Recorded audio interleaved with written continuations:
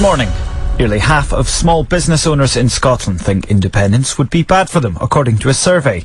It says 48% of them think a yes vote would be a backward step.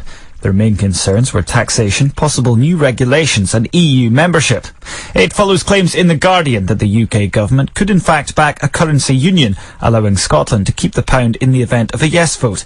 First Minister Alex Salmond says there are still talks to be held. Now, there will be negotiations around a currency zone, but these will concern things like the national debt.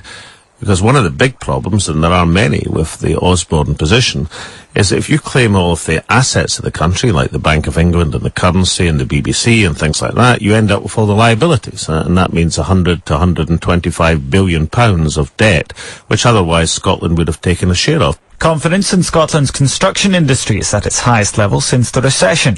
That's according to a Scottish Building Federation survey asking leading employers about their prospects.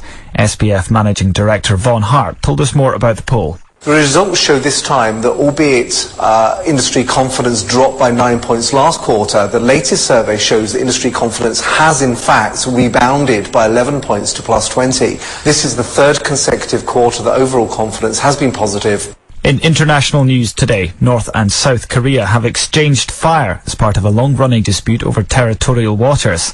North Korea fired shells on the Western Sea border during a military drill. It prompted South Korea to return fire.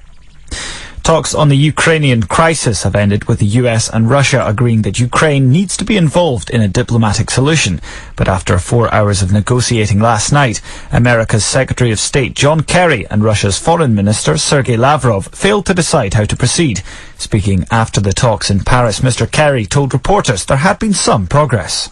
The US and Russia have differences of opinion about the events that led to this crisis. But both of us recognize the importance of finding a diplomatic solution and of simultaneously meeting the needs of the Ukrainian people, and that we agreed on.